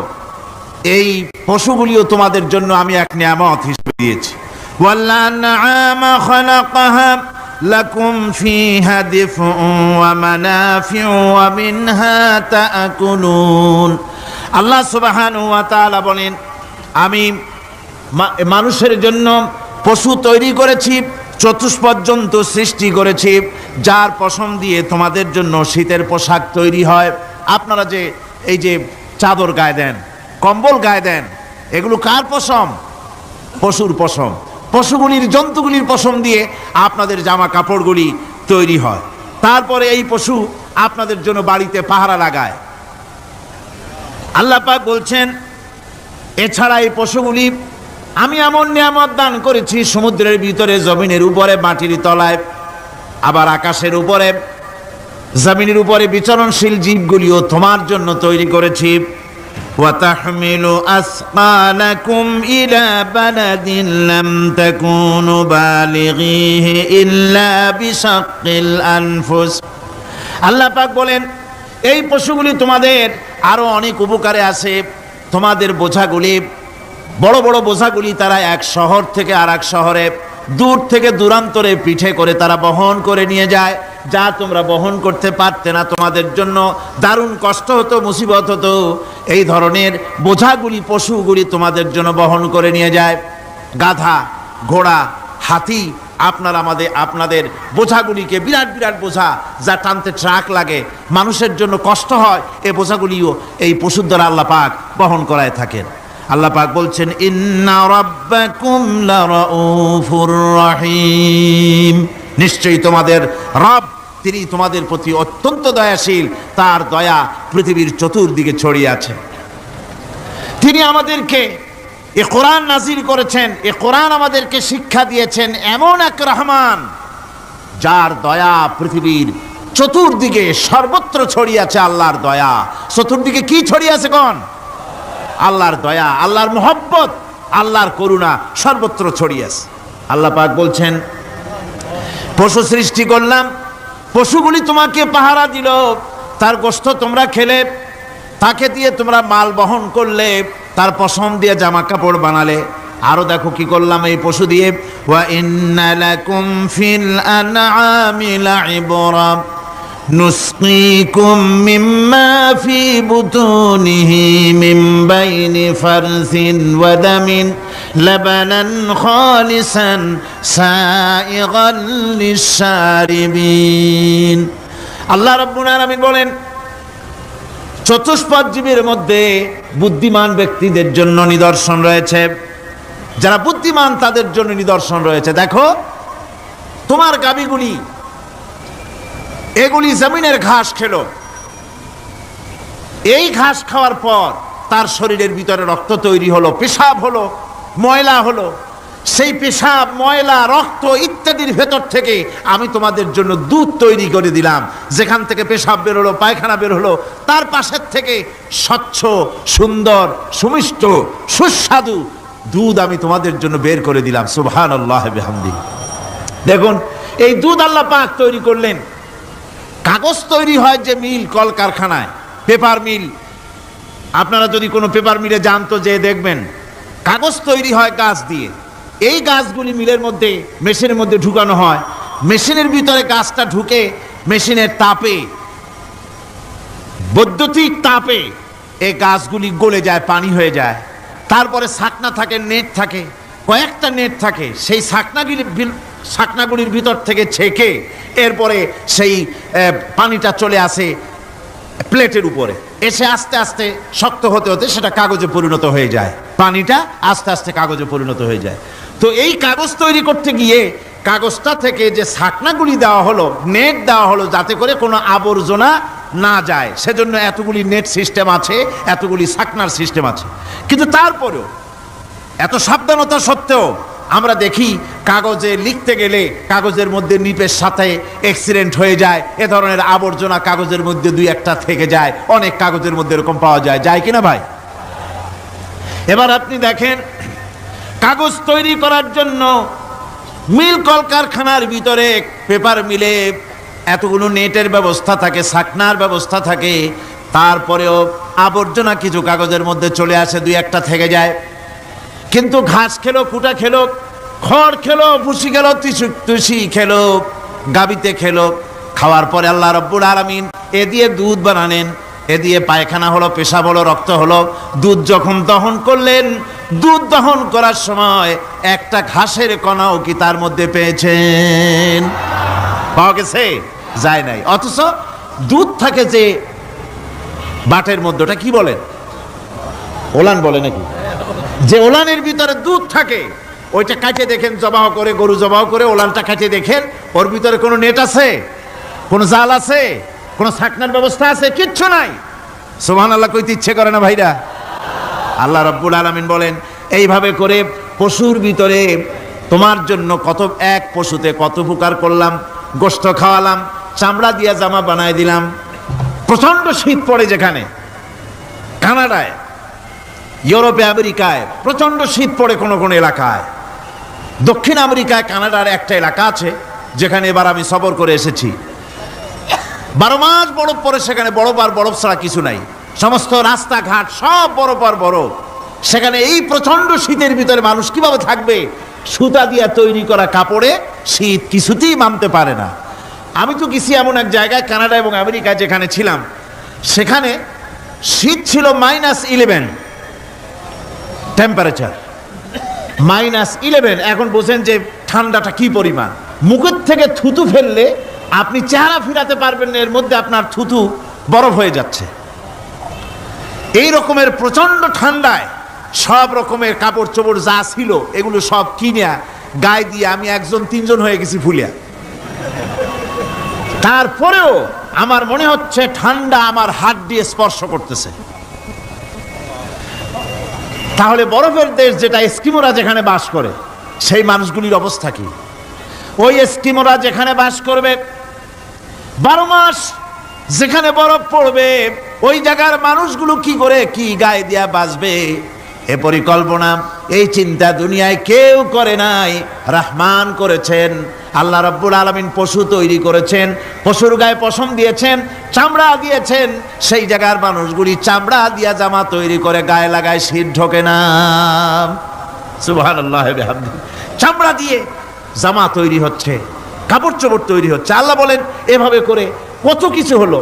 চামড়া দিয়া জামা বানাইলা, পশম দিয়ে শাল তৈরি করলে, কম্বল তৈরি করলে, গোশতগুলো পাইকারি দরে খাইলে জম্মের খাওয়া। তারপরে হাড্ডিগুলি দিয়ে শার্ট তৈরি করলে। এই পশু তোমাকে পাহারা দিল বাড়িতে, কুত্তায় সারা রাত পাহারা দেয় তোমার বাড়িতে। কুত্তা আবার পুলিশেও চাকরি করে। ইংল্যান্ডে, লন্ডনে দেখেছি আপনার, সেখানে কুকুর, ওকে ট্রেনিং দেওয়া হয়, কুকুর পুলিশে চাকরি করে। কোনো কোনো পুলিশ আছে হাবিলদার, সাব ইন্সপেক্টর, তবে কুত্তা জানে না যে সাব ইন্সপেক্টর কিনা আসে। বিভিন্ন বিভাগ তাকে দেওয়া হয়েছে এবং তারা এত নির্ভরযোগ্য, শুধুমাত্র চোরের ছবি আর তার ব্যবহৃত জামা কাপড় একটুখানি নাকে শুকায় দেবে কুত্তাকে, পুলিশ আর যাওয়া লাগবে না। এই কুত্তা পুলিশই যথেষ্ট। খুঁজা চোর যদি একবার তার নজরে এসে যায়, আর ছাড়াছাড়ি নাই, তাকে হাজির করবে, পুলিশের সামনে এনে হাজির করবে। তো এই কুকুর বাড়িতে পাহারা দিচ্ছে আপনার জন্য, তারপরে পুলিশের দায়িত্ব পালন করতেছে। মানুষ মরে গেলে কোথায় মরেছে সেগুলি সন্ধান করে নিয়ে আসতেছে, মাইন কোথায় পোতা আছে তা খুঁজে নিয়ে আসতেছে। কত উপকার আল্লাহ পাক করছেন। আল্লাহ পাক বলছেন, দেখো বান্দা, তোমার জন্য এই ধরনের অসংখ্য নিয়ামত আমি দান করেছি। আর এই নিয়ামতগুলি কার থেকে আসছে? যত নিয়ামত বান্দা তোমার জন্য তুমি পেয়েছো, সমস্ত নিয়ামত আমি আল্লাহ রাব্বুল আলামিনের পক্ষ থেকে এসেছে। সব নিয়ামত কে দিয়েছেন? জোরে বলেন, কে দিলেন? আল্লাহ পাক দিলেন। আল্লাহ পাক বলেন, এইভাবে করে আমি আমার নিয়ামত দিয়া, রহমত দিয়ে তোমাকে আমি সৃষ্টি করেছি, তোমাকে লালন পালন করতেছি। একটি মানুষ যতই সংকীর্ণ এবং অসভ্য জীবন যাপন করুক না কেন, সে পৃথিবীতে যেখানে বসবাস করে সেখানে বসে সে অন্তত তার চতুর্দিকে কত নিয়ামত সে লাভ করতেছে তা সে চিন্তা না করে পারে না। সে যদি চিন্তা করে তাহলে অবশ্যই এগুলি তার জ্ঞানের মধ্যে আসবে। একজন কৃষক, সে নির্জন একটা কুটিরে বাস করে, সে আল্লাহর সৃষ্টি নৈপুণ্যতা বুঝুক আর না বুঝুক, আকাশ কেন সৃষ্টি হলো, জমিন কেন সৃষ্টি হলো, এই কথা যদি জিজ্ঞাসা করা হয় কৃষককে, সে তো ভালো করে তা বুঝবে না। কিন্তু অন্তত এতটুকুন কথা একটা মূর্খ একজন চাষি যে প্রত্যন্ত একটা অঞ্চলে বাস করে, একটা নিবিড় পল্লীতে বাস করে, অজ পাড়াগায় বাস করে, কোনো শিক্ষার আলো পৌঁছায় নাই, স্কুল নাই, কলেজ নাই, বিদ্যুৎ নাই, হসপিটাল নাই, রাস্তা নাই, টেলিফোনের ব্যবস্থা নাই, এমন একটা জায়গায় একটা নিরেট, একটা মূর্খ, একটা চাষি একটা ঘরের মধ্যে বাস করে। সে পৃথিবীর আল্লাহর সৃষ্টি নৈপুণ্যতা আর কিছু বুঝুক আর না বুঝুক, এতটুকুন কথা তো সে বোঝে যে আমি যদি অসুস্থ হই তাহলে এই গাছপালার পাতা শিকড় বেটে খেলে আমি রোগমুক্ত হয়ে যাই। আমি প্রচণ্ড রৌদ্রে যখন পুড়ি গাছের তলায়, আমি ছায়া নিলে পরে আমি তখন আরাম পাই, ঠান্ডা পাই। এই গাছগুলি তার তরুণ বয়সে আমাকে ফল দেয়, গাছ যখন বড় হয় তখন সে আমাকে ছায়া দেয়। এই গাছের তক্তাগুলি দিয়ে, গাছ দিয়ে কাঠ হয়, তা দিয়ে তক্তা হয়, তা দিয়ে খুঁটি হয়, তা দিয়ে আড়া হয়, তা দিয়ে নৌকা হয় ইত্যাদি সে বুঝতে পারে। তাছাড়া এই গাছ যখন বুড়ো হয়ে গেল, শুকিয়ে গেল, তখন এই গাছ দিয়ে আগুন জ্বালায়া আমি রান্না বান্না করি। গাছ এত আমার উপকার করছে, তার দ্বারা উত্তাপ পাই, আলো পাই, এত কিছু পাই। একটা মূর্খ লোকও চিন্তা করলে এতগুলি জিনিস সে অনুভব করতে পারে, এবং এরপরে তার চিন্তা চলে যায় যে এই সমস্ত নিয়ামত এমনি এমনি হয় নাই, নিঃসন্দেহে একজন এগুলি সৃষ্টি করেছেন, তার নাম আল্লাহ। তার নাম কি? তার নাম রহমান। যারা বলেন তার নাম কি? রহমান। তিনি সৃষ্টি করেছেন, তিনি এগুলি দান করেছেন। এই বৃক্ষরাজি আল্লাহ পাক বলছেন নিল্লাযী জাআলা লাকুম মিনাশ শাজারিল আখদারি নারান ফাইযা আনতুম মিনহু তুকিদুন। আল্লাহ রাব্বুল আলামিন বলেন, সেই দয়াময় আল্লাহ রাব্বুল আলামিন গাছ সৃষ্টি করেছেন, আর এই গাছগুলি সৃষ্টি করে দিয়েছেন তোমাদের কাজের জন্য, যা দিয়ে তোমরা আগুন জ্বালাও, চুলা জ্বালাও, রান্না বান্নার কাজ করো। ওয়া রাহমাতি ওয়াসিআত কুল্লা শাই, আমার রহমত ঘিরে আছে আমার গোটা পৃথিবীকে, সর্বত্র আমার রহমত আর রহমত। এই কোরআন শরীফ শিক্ষা দিয়েছেন তিনি আর রহমান আল্লামাল কোরআন। এই কোরআন শিক্ষা দিয়েছেন সেই মহান আল্লাহ রাব্বুল আলামিন, যিনি হচ্ছেন রহমান, যার দয়া দিয়ে গোটা পৃথিবী পরিব্যাপ্ত হয়ে আছে। এক মুহূর্তের জন্য চিন্তা করুন, এক মুহূর্তের জন্য চিন্তা করুন, আল্লাহ পাকের দয়া যদি না থাকতো তাহলে কি অবস্থা হতো? এই পৃথিবী আছে কিন্তু কোনো সৌন্দর্য নাই, আকাশ আছে কিন্তু কোনো তারকা নাই, তারকা আছে কিন্তু তাতে কোনো আলো নাই, গাছ আছে কিন্তু তাতে কোনো সবুজ শ্যামলিমা নাই, আওয়াজ আছে কিন্তু তাতে কোনো সুর নাই, মানুষ আছে কিন্তু তার দেহের মধ্যে কোনো ঐক্য নাই। এই জাতীয় একটা পৃথিবীর চিন্তা মানুষ করতে পারে না, এটা একটা কবরস্থানের মতো অবস্থা হয়ে যাবে। আল্লাহ পাক বলছেন দেখো আকাশ বানাইছি, আবার সেই আকাশ দেখতে যেন সুন্দর হয় সেজন্য তারকা প্রদীপ দিয়ে আকাশকে সাজাইছি। যেরকম সুবহানাল্লাহ। আল্লাহ রাব্বুল আলামিন বলেন ওয়ালাকাদ যায়্যানাস সামাআদ দুনিয়া বিমাসাবিহ। আল্লাহ পাক বলেন এই দুনিয়ার আকাশ খানিকে তারকা প্রদীপ দিয়া সাজায় রেখেছি মনের মতন, দেখো তুমি তাকাইয়া কি সুন্দর করে নয়নবিরাম দৃশ্য আকাশ বানালাম, চতুর্দিকে তারকা রাত্রে ফুটে উঠল, যা দেখলে মানুষের নজর, মানুষের সুন্দর, তার চক্ষু শীতল হয়ে যায়। জোরে বলেন সুবহানাল্লাহ। সুন্দর করে এই আকাশটাকে আমি সাজিয়েছি। তারপরে আল্লাযী খালাকা সাবআ সামাওয়াতিন তিবাকা মা তারা মিন খালকির রহমানি মিন তাফাবুত। স্রষ্টা তিনি সপ্ত আকাশ রচিলেন থরে থরে, কোনো ত্রুটি হেরিবে না তার পূর্ণ সৃজন পরে। চাহো তুমি তার সৃষ্টি পানে, দেখো কিছু ভুল চোখ, ফিরাও তোমার নয়ন খানি, ফিরাও তোমার মুখ, অক্ষমহীন দৃষ্টি তোমার সৃষ্টিতে পাবে ফাঁকি, ফিরাও তোমার নয়ন খানি, ফিরাও কাঙ্গালাখি। আল্লাহ পাক বলেন আমার আকাশের দিকে তাকাও, বারবার তাকাও, সূর্যের দিকে তাকাও, চন্দ্রের দিকে তাকাও, গাছপালার দিকে তাকাও, তাকায় দেখো কোনো ভুল আছে নাকি, ভালো করে দেখো কোনো ভুল আছে নাকি। আল্লাহ পাক বলেন আবার তাকাও, দেখতে দেখতে তোমার চক্ষু দুর্বল হয়ে তোমার কাছেই ফিরে আসবে। আমার সৃষ্টি নৈপুণ্যতার ভিতরে কোনো ভুল পাবে না। সুবহানাল্লাহ ওয়া বিহামদিহি। একজন দরবেশ সাহেব, তিনি একবার এই সূরার পড়তেছিলেন, মুখস্থ তেলাওয়াত করতেছিলেন, একটা গাছের তলায় বসে, একটা বট গাছের তলায় বসে এটা তেলাওয়াত করতেছিলেন। যখন তিনি পড়লেন হাল তারা মিন ফুতুর, আমার সৃষ্টি নৈপুণ্যতার ভিতরে কোনো ভুল পাওয়া যায় নাকি? দরবেশ সাহেব চিত হয়ে শুয়ে শুয়ে তেলাওয়াত করতেছেন আর বলছেন, আল্লাহ রাব্বুল আলামিন, তোমার সৃষ্টি নৈপুণ্যতার ভিতরে কোনো ভুল ধরার ক্ষমতা তো কোনো মানুষের নাই।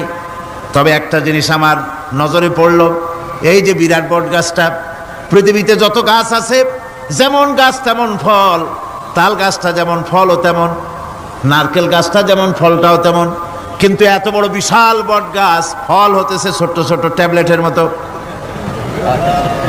গাছটা যেমন ফলটা তেমন হয় নাই। আল্লাহ এটা ভুল না, তুমি বলেছো যে দেখো কোনো ভুল টুল আছে নাকি, তো ভুল তো না, আমার চোখে এটা লাগলো, যেমন গাছ তেমন ফল হয় না। দরবেশ সাহেব চিত হয়ে শুয়ে শুয়ে তেলাওয়াত করছেন, মনের মধ্যে এই চিন্তা আসলো, গাছটা যেমন তেমন ফলটা হলো না। দরবেশ সাহেব বলেন, এই চিন্তা করতেছি, হঠাৎ করে একটা দমকা হওয়া বয়ে গেল, ডালে ডালে বাড়ি লেগে গেল, একটা আদা পাকা বটের ফল অনেক উপর থেকে বৃন্তচ্যুত হয়ে চট করে এসে আমার নাকের উপরে ফট করে পড়লো। নাকের উপরে এমন ভাবে পড়ছে, নাকটা জ্বলে উঠছে। আমি সেজদায় পড়ে গেলাম। দরবেশ সাহেব বলেন, আমি সেজদায় পড়ে গেলাম, চোখের পানি ফেলে আল্লাহর দরবারে মাপ চাইলাম, বললাম, রব্বুল আলামিন, তোমার কোনো জিনিসের ভিতরে কোনো খুঁত নাই, নিখুঁত জিনিস তুমি বানাইছো, কোনো ভুল নাই। আমি চিন্তা করেছিলাম নারকেল গাছ যেমন তার ফলও তেমন, তাল গাছ যেমন তার ফলও তেমন, বট গাছটা যেমন তেমন ফল। আমার আন্দাজ মতো, আমার চিন্তা মতো, যত বড় বট গাছ অত বড় ফলটা যদি হতো, বটের ফলটা যে পজিশন নিয়ে আমার নাকে পড়েছিল, গাছ যেমন ফল তেমন হলো, নাকও যেত, আমার মাথাও যেত। আল্লাহ রাব্বুল আলামিন বলেন, দেখো বান্দা, আমার সৃষ্টি নৈপুণ্যতার মধ্যে কোনো ভুল পাবে না। সুবহানাল্লাহ ওয়া বিহামদিহি, কোনো ভুল নাই, বারবার তাকাও, কোনো ভুল পাবে না। আল্লাহ সুবহানাহু ওয়া তাআলা সুন্দর করে বানিয়েছেন, যা দেখবেন শুধু সুন্দর আর সুন্দর। সুবহানাল্লাহ বলে, শুধুই সুন্দর। ফুলের সৌন্দর্য দেখেন, গাছের সৌন্দর্য দেখেন, জমিনের সৌন্দর্য দেখেন, পাখির সৌন্দর্য দেখেন। আল্লাহ পাক যা বানালেন সবগুলিকে আল্লাহ পাক সুন্দর করে করে সৃষ্টি করেছেন, সব গুছিয়ে গুছিয়ে সুন্দর করে করে বানিয়েছেন, অসুন্দর করে কিছু বানান নাই। ফুল দেখতে কত সুন্দর, ফুলের থেকে ফল হয়, সে ফল হওয়ার জন্য ফুলের পুংকেশর আর স্ত্রী কেশরের মিলন ঘটতে হয়। তো ফুল তো আর চলতে পারে না, এই মিলনটা কেমনে হবে? এই জন্য আল্লাহ পাকের রুচি দেখেন, আল্লাহ পাকের রহমত দেখেন, আল্লাহর কুদরত চিন্তা করুন। সুবহানাল্লাহ ওয়া বিহামদিহি। ফুল সুন্দর জিনিস, ফুলের চাইতে আর কিছু সুন্দর আছে নাকি? এত সুন্দর ফুল, এই পুংকেশর এবং স্ত্রী কেশরের বিনিময়টা কে করবে? এইটা করার জন্য আল্লাহ পাক এই দায়িত্ব তেলাপোকাকে দেন নাই, দিছেন নাকি? আরশোলাকে দিছেন, সার পোকাকে দিছেন, উই পোকাকে দিছেন, তাতে ফুলের ইজ্জত নয়। ফুল যেমন সুন্দর, আল্লাহর রুচি, আল্লাহ রাব্বুল আলামিনের সৌন্দর্য বোধ কত বিরাট, কত মহান আল্লাহ পাক। ফুল যেমন সুন্দর, ওই সুন্দর ফুলের উপরে তেলাপোকা পড়লে ফুলের সৌন্দর্য নষ্ট হবে। এই জন্য আল্লাহ পাক ফুল যেমন সুন্দর, ওই পুংকেশর আর স্ত্রী কেশরের মিলন ঘটাবার জন্য রব্বুল আলামিন সুন্দর প্রজাপতির ব্যবস্থা করেছেন। ফুল যেমন সুন্দর, প্রজাপতিও সুন্দর। প্রজাপতির ডানায় কোন শিল্পী কোন তুলি দিয়ে এত রং লাগালো? সুবহানাল্লাহ ওয়া বিহামদিহি, সুবহানাল্লাহ ওয়া বিহামদিহি। কি সুন্দর প্রজাপতি আল্লাহ তৈরি করলেন। আল্লাহ পাক বলছেন, এমনি সুন্দর করে বানালাম, মানুষ বানাইছি, সে মানুষের সৌন্দর্য দেখো। দুইটা চোখ দিলাম দেখার জন্য। চোখ কি জন্যে? এখন এই চোখ দুটা যদি কুমিরের মতো আল্লাহ গোল বানাই দিতেন, চোখ গোল এইরকম কুমিরের মতো, দেখতে বিশ্রী হতো। চোখ দুটোকে আল্লাহ টানা টানা করেছেন, চোখের উপরে ভুরু লাগিয়েছেন, তাতে আবার পশম দিয়েছেন, চোখে পিসি দিয়েছেন, চোখের ভিতরে মণিটা কালো করেছেন, তার চতুর্দিকে সাদা অংশকে নীলাভ করেছেন যাতে কালোটা আরো ফুটে ওঠে। সুবহানাল্লাহ বিহামদি। কত সৌন্দর্য আল্লাহ রাব্বুল আলামিন মানুষকে দিয়েছেন। আল্লাহর রহমতের ওয়াজ সারা বছর করলেও তো ফুরাবে না, এত রহমত, এত দয়া আল্লাহ সুবহানাহু ওয়া তাআলা। মানুষ আল্লাহ কি সুন্দর করে বানালেন। একবার একজন দরবেশ সাহেব রাস্তা দিয়ে যাচ্ছেন, প্রতিমধ্যে তিনি দেখতে পেলেন নদী থেকে এক কলসি পানি নিয়ে এক যুবতী সুন্দরী মেয়ে রাস্তা বেয়ে যেতেছে। দরবেশ সাহেব দাঁড়ায় গেলেন আর ওই যুবতীর দিকে এক নজরে তাকায় আছেন, চোখে পলক দেয় না। এরপরে যুবতী থমকে দাঁড়ায় গেল। আধা বুড়া মানুষ, দাড়ি অর্ধেক পাইকে গেছে, দেখতে তো দেখায় খুব বুজুর্গ মানুষ, কিন্তু রাস্তায় আমার একা পাইয়া এমনি করে তাকিয়ে আছে আর চোখ দিয়েও তো পানি পড়ে। ব্যাপারটা কি? দরবেশ কাঁদে কেন? প্রতিমধ্যে আমাকে একা পেয়ে দরবেশ কাঁদে কেন, তাকিয়ে আছে কেন? মহিলার চিন্তা জাগলো। শেখ সাদি রহমতুল্লাহ আলাইহি ঘটনা লিখেছেন, বাংলা কবিতার অনুবাদ করেছেন। একদা সুখদায়ক প্রমোদা বদন, দর্শন করি মম ঝরিল নয়ন। হেসে কহে সেরূপসী সবিস্ময় মন, কহ দেখি মহাশয় কহ কি কারণ। বিষয় বিরাগী তুমি ভুবনে প্রচার, কি হেতু জন্মিল তব মানস বিকার। যুবতী মেয়েটি বলছে, ওগো দরবেশ সাহেব, হুজুর সাহেব, আমি একটা যুবতী মেয়ে লোক, রাস্তায় আমাকে একা পেয়ে আপনি আমার দিকে তাকায় আছেন আর কাঁদতেছেন। এই বৃদ্ধ বয়সে ভীমরতি হলে কেন? আমাকে দেখে কাঁদেন কেন আর এক নজরে কেন তাকায়ছেন? কারণটা কি? কি কুমতলব আছে? দরবেশ সাহেব বলছেন, হেসে কহিলাম বালে করহ শ্রবণ, নেত্র ঝরে তবু হেতু ভেব না এমন। হে রূপসী মেয়ে, তোমার জন্য আমি কান্দি, একথা একবারও চিন্তা করো না। যে শিল্পী রচিল এই সুধাংশু বদন, তাহার তরে ঝরে নেত্র নয়নে জীবন। তোমার প্রেম পাওয়ার জন্যে তোমাকে দেখে লোবাতুর এবং কামুক হয়ে তোমার দিকে তাকায় কান্দি, একবারও ভেব না। আল্লাহর কসম আমি কাঁদতেছি, তোমার এত সুন্দর স্বাস্থ্য আর চেহারা যে আল্লাহ রাব্বুল আলামিন বানায় দিলেন, না জানি সেই আল্লাহ কত সুন্দর। যার সৃষ্টি এত সুন্দর সে আল্লাহ রাব্বুল আলামিন না জানি কত সুন্দর। আল্লাহ পাক সেই সুন্দর আল্লাহ রাব্বুল আলামিনকে দেখার তৌফিক যেন আমরা পাই। জোরে কোন আমিন, আরো জোরে বলেন আমিন। আল্লাহ পাক বলছেন, আমি সুন্দর করে সব তৈরি করে দিয়েছি। বুঝবে তারা যারা চিন্তাশীল, যারা গবেষণা করে। ইন্না ফি খালকিস সামাওয়াতি ওয়াল আরদি ওয়া ইখতিলাফিল লাইলি ওয়ান নাহার লাআয়াতিন লিউলিল আলবাব। নিশ্চয়ই যারা নাকি জ্ঞানবান, তারা রাত এবং দিনের পরিবর্তন, আকাশ এবং জমিনের সৃষ্টি ইত্যাদির ব্যাপারে, এই সৃষ্টি নৈপুণ্যতার ব্যাপারে তারা চিন্তা করে, গবেষণা করে।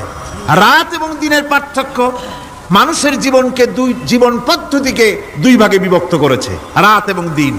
দেখেন আল্লাহর রহমত এবং কুদরত সব জায়গায়। রাত এবং দিন মানুষের জীবন চলার পথকে, জীবন পদ্ধতিকে কয় ভাগে ভাগ করেছে? দুই ভাগ। আল্লাহ পাক বলেন, ওয়াজআলনাল লাইলা লিবাসান ওয়াজআলনান নাহারা মাআশা।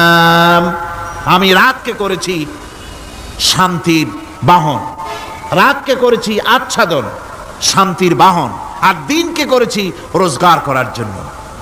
দিনের বেলায় রোজগার করবে, কামাই রুজি করবে, কল কারখানায় যাবে, খেতে খামারে যাবে, অফিস আদালতে যাবে, কাজ কাম করবে। এ কাজ করে করে শরীরের ভিতরে ক্লান্তি আসে, অবসাদ এসে যায়। আল্লাহ রাব্বুল আলামিন বলেন, আমি আবার রাত বানালাম। ওই রাতের বেলায় মানুষ যখন ঘুমায় যায়, এই ঘুম তার সমস্ত অবসাদ আর ক্লান্তি দূর করে দিয়ে সকাল বেলায় আবার তাজা মানুষ করে সমস্ত একেবারে পরিপূর্ণ কর্মক্ষম একজন মানুষে তাকে পরিণত করে দেয়। রাতটাকে আচ্ছাদন করে দিয়েছি, দিনের কোলাহল মুক্ত রাত। সূর্যের আলোর ঝলকানি, তীব্র আলো নাই, চিৎকার নাই, আওয়াজ নাই। রাতের একটি অন্ধকার চাদর পরিয়ে দিলাম এই পৃথিবীর উপরে, রাতের একটি অন্ধকার চাদর পৃথিবীর উপরে পরিয়ে দিলাম। কোলাহল মুক্ত পৃথিবী, এখন সূর্যের তীব্র আলো আর নাই, এখন আরামে তুমি ঘুমিয়ে যাও, ঘুমাও, আবার সকালবেলা উঠে তুমি কাজ করবে। আল্লাহ পাক বলেন, আমি এভাবে ومن رحمته جعل لكم الليل والنهار لتسكنوا فيه ولتبتغوا من فضله। আল্লাহর রহমতের ভিতরে এটাও রহমত, আল্লাহর করুণা, আল্লাহর দয়া, যে তিনি দিনকে করেছেন রুজি কামার জন্য, রাতকে করেছেন তিনি তোমাদের জন্য ঘুমাবার জন্য, বিশ্রামের জন্য। এই ব্যবস্থা আল্লাহ রাব্বুল আলামিন করেছেন, যিনি তোমাদেরকে দুপুর বেলায় বিকেল বেলায়ও তোমাদেরকে অবসাদ গ্রহণের জন্য, আরামের জন্য দুপুর এবং বিকাল, সকাল ইত্যাদি তৈরি করেছেন। কোরআন শরীফের ভিতরে আল্লাহ পাক এ সমস্ত কথাগুলি ব্যাখ্যা সহকারে বলে দিচ্ছেন যে আমার রহমত ওয়াসিআত রাহমাতি কুল্লে, সেই সমস্ত জিনিসের চতুর্দিকে, তুমি যেখানে আছো তার চতুর্দিক, আকাশ এবং জমিন, আমার রহমত তোমাকে ঘিরে রেখেছে। এ কোরআন নাজিল করেছেন সেই আল্লাহ, সেই রহমান, যার দয়া সর্বত্র ছড়িয়ে আছে। আল্লাহ পাক বলছেন, এরপরে তোমাকে সৃষ্টি করলাম, জমিন সৃষ্টি করলাম খাবারের জন্য। আমার রহমতের বিষয়টা দেখো, আমি এমন দয়াবান, এমন মেহেরবান। এবার তোমার খাবারের জরুরত হলো, তুমি কি খাবে?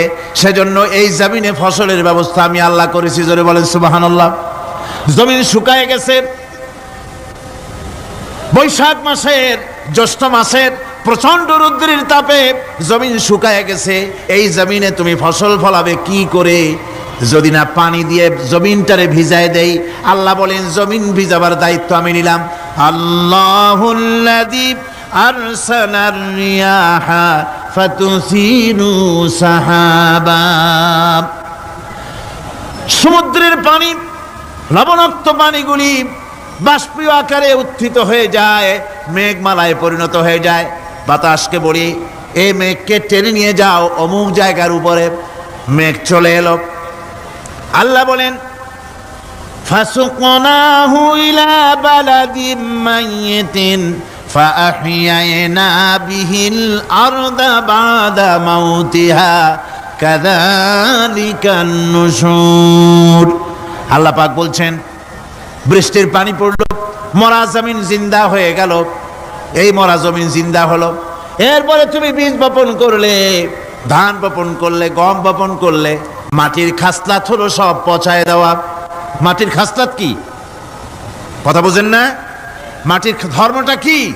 পচায় দেওয়া। যা রাখেন পচে যাবে, লোহা রাখেন জং ধরে যাবে, পাথর রাখেন আস্তে আস্তে, এ ধরনের যেসব জিনিস রাখেন আস্তে আস্তে করে ধ্বংস হয়ে যাবে, পচে যাবে। ওই মাটির ভিতরে ধান এবং গম, আপনার ফসল, আপনার খাদ্য, আপনার রিজেককে আমানত করে দিলেন। আল্লাহ পাক ওটাকে হেফাজত করলেন। এরপরে ওর ভিতর থেকে পাতা অঙ্কুরিত হয়ে বেরিয়ে এলো। এখন কেউ যদি বলে, আল্লাহ যদি পানি না দেন, আল্লাহ যদি বৃষ্টিটা না দেন, তাহলে আমার অসুবিধাটা কি? আল্লাহ বলেন, দেখো বৃষ্টিটা তো আমি দিলাম। বৃষ্টিটা কে দিলেন? আল্লাহ পাক বলেন, আফারাআইতুমুল মাআল্লাযী তাশরাবুন আআনতুম আনজালতুমুহু মিনাল মুজনি আম নাহনুল মুনজিলুন। তোমরা যে পানি পান করো, আকাশ থেকে এই পানিটা কে বর্ষণ করে? তুমি করো না আমি করি? কে করে জোরে কন? আল্লাহ পাক বলছেন, আমি পানি বর্ষণ করি। সেই পানিটা, এই যে বঙ্গোপসাগরের পানি, আপনাদের কর্ণফুলীর পানি, মিষ্টি না নোনা? কি পানি জোরে কন? এই নোনা পানি আকাশে উঠলো। আল্লাহ পাক বলেন, ইচ্ছে যদি করতাম, লাউ নাশাউ জাআলনাহু জাজান ফালাউলা তাশকুরুন। পানি উঠালাম, নোনা পানি, ইচ্ছে করলে লবণাক্ত অবস্থায় অবতীর্ণ করে দিতে পারতাম, জমিনের ফসল সব নষ্ট হয়ে যেত। কিন্তু আমি নোনা পানি উঠায়া ওই পানিগুলিকে মিষ্টি করে আমি নাজিল করে, জোরে কান সুবহানাল্লাহ, মিষ্টি পানি অবতীর্ণ করে দিলাম। এখন মানুষ বলে, আল্লাহ পানি না দিলে কি হইতো? আমাদের খাল আছে, বিল আছে, সাগর আছে, নদী আছে, পুকুর আছে, হাওড় আছে, টিউবওয়েল আছে, ডিপ টিউবওয়েল আছে। আল্লাহ বৃষ্টি না দিলে তো কি হয়ে গেল আমাদের? আল্লাহ পাক জবাব দিয়েছেন, কুল আরাআইতুম ইন আসবাহা মাউকুম গাওরান ফামান ইয়াতিকুম বিমাইম মাইন। বলো দেখি সবে শুকাইয়া যদি যায় এই জমিনের পানি, তাহলে হেথায় তটুডির ধারা কে দিবে সবারে আনি। টিউবওয়েলের পানি, পাতালের পানি, দরিয়ার পানি, সাগরের পানি, হাওড়ের পানি, বিলের পানি সব যদি আমি আল্লাহ শুকায় দেই, আমি আল্লাহ ছাড়া এমন কোন শক্তি আছে যে মরা গাঙ্গে নতুন করে পানির জোয়ার এনে দিতে পারে? আছে কেউ? কেউ নাই। আল্লাহ পাক বলেন দেখুন আমার রহমত, এভাবে করে আমি পানি দিলাম, বৃষ্টি দিলাম, এবার গাছ উঠলো, বীজ বপন করছিলাম, গাছ উঠলো। আনতুম আনশাতুম শাজারাতাহা আম নাহনুল মুনশিউন। মাটি থেকে এই গাছকে কে উদ্গত করে দিল? হয় বেটা, কে দিল? তুমি দিছো না আমি দিয়েছি? কে দিয়েছে? জোরে কন, জোরে চিল্লা এখন, কে দিল? আল্লাহ পাক বলেন গাছ উদ্গত করে দিলাম, গাছ এবার বড় হলো। এই গাছ আল্লাহ রাব্বুল আলামিন এই গাছ তৈরি করলেন। এই গাছ শুধু আপনার জ্বালানি দেয় না, গাছ শুধু ফল দেয় না, এই গাছ মানুষের জন্য, গাছ হচ্ছে বন্ধু। মানুষের জন্য গাছ কি? জোরে কোন কি? বন্ধু। সেই বন্ধুরে জন্মের কাটা কাটবেন নাকি? এই গাছ তৈরি হচ্ছে। গাছ বন্ধু কি করে?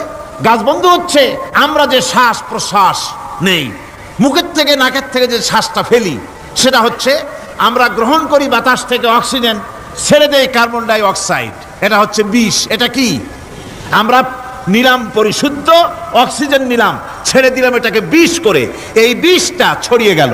এখন এই বিষ যদি আল্লাহ পরিশুদ্ধ করার কোনো ফ্যাক্টরি না বানাতেন, তাহলে পৃথিবীর সমস্ত প্রাণী মরে যেত। সুবহানাল্লাহ কইতে ইচ্ছে করে না? আল্লাহ পাক কি ব্যবস্থাটা করলেন!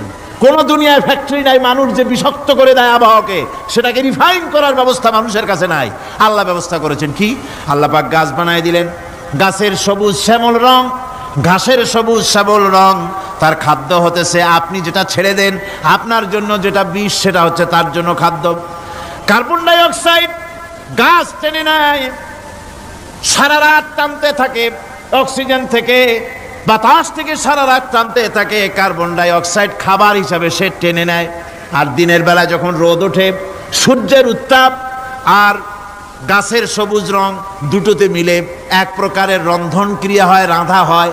সেই রান্নার মাধ্যমে গাছের ভিতর থেকে গাছ আবার অক্সিজেন মানুষের জন্য, প্রাণীর জন্য ছেড়ে দেয়। সুবহানাল্লাহ। তো গাছ আপনার জন্য বন্ধু। একদিকে গাছ আপনার এই কাজ করলো, ফার্নিচার বানাইলো, ছায়া দিল, ফল দিল। আল্লাহ পাক বলেন এই গাছগুলি কে তৈরি করলো? মিয়া তুমি করছো না আমি করছি? আমি আমার রহমত দিয়ে তোমারে গাছ বানাই দিলাম। এরপরে ফসল দিলাম, ফসল হলো, তোমার তরি তরকারি হলো, সব কিছু তোমার হয়ে গেল। এবার ফসল দেখা মানুষে যখন দেখে জমিনে বড় বড় ধানের গোছা হয়েছে, মোটা মোটা ধানের গোছা হয়েছে, মোছে তখন তেল মাখে আর নতুন নতুন গানের আয়োজন করে। এবার ফসল বেশি হয়েছে, গান, থিয়েটার, বাজনা, গুনাগার বিবি, কত রকমের গানের ব্যবস্থা করে ফেলে। জমিনে ফসল আর মোছে তেল মাখে আনন্দে। আল্লাহ রাব্বুল আলামিন বলেন লাউ নাশাউ লাজআলনাহু হুতামান ফাযান্তুম তাফাক্কাহুন। আমি যদি ইচ্ছে করি তোমার জমিনের সমস্ত ফসলটাকে আমি সম্পূর্ণ কুটায় পরিণত করে দিতে পারি, তুষে পরিণত করে দিতে পারি। পারেন না? ধানের ভিতরে আল্লাহ যদি চাউল না দেন, তাহলে সব তুষ হয়ে যাবে না? তখন কি করবেন আপনারা? কি করবেন কোন? বাংলাদেশ তখন হরতালের দেশ। যখন আপনি দেখলেন যে জমিনে ধানে এবার সব তুষ হইছে, তখন আল্লাহর বিরুদ্ধে হরতাল করেন। লাভ হবে কিছু? লাভ হবে? আল্লাহর বিরুদ্ধে আপনারা অনশন ধর্মঘট করেন, লাভ হবে কিছু? কোনো লাভ হবে না। আল্লাহ রাব্বুল আলামিন বলেন কোনো লাভ হবে না, বরং তোমরা তখন বলবে ইন্না লামুগরামুন বাল নাহনু মাহরুমুন। কপালে তখন আঘাত করবে, পরাঘাত করতে থাকবে আর বলবে যে আরে কপাল পোড়া হয়ে গেলাম, হতভাগ্য হয়ে গেলাম, বঞ্চিত হয়ে গেলাম, আল্লাহর রহমত থেকে সর্বনাশ হয়ে গেল। তখন কপালে আঘাত করা ছাড়া আর কিছুই করতে পারবে না। আল্লাহর বিরুদ্ধে মিছিল চলে না, সমাবেশ চলে না, বিক্ষোভ চলে না, হরতাল চলে না। মহান আল্লাহ রাব্বুল আলামিন বলছে, দেখো এইভাবে করে তোমার ফসলের ব্যবস্থা আমি আল্লাহ করেছি। আমি রহমান, আমি আল্লাহ পাক কি এমন রহমান। আজ জমিনে ফসল বৃদ্ধির জন্য ইউরিয়া, সুপার সালফেট, সালফার সারের ব্যবস্থা হয়েছে, নানান জাতের সারের ব্যবস্থা হয়েছে। যখন এই সার মানুষ তৈরি করতে শেখে নাই, আবহমান কাল থেকে এই জমিনের জন্য সারের ব্যবস্থা কে করেছেন? জোরে কোন। আল্লাহ পাক বলেন, আমিন আয়াতিহি আইয়ুরিকুমুল বারকা খাউফাও ওয়া তামাম। আমার অসংখ্য নিদর্শনাবলীর মধ্যে এটাও একটি নিদর্শন, যা আকাশে বিদ্যুৎ চমকে মেঘের গর্জন হয়। এই যে বিদ্যুৎ চমকে গর্জন হয়, এর মধ্যে রয়েছে মানুষের জন্য ভীতি এবং আশা। তারা ভয় পায়, আর এর মধ্যে আশাও রয়েছে। আশাটা কি?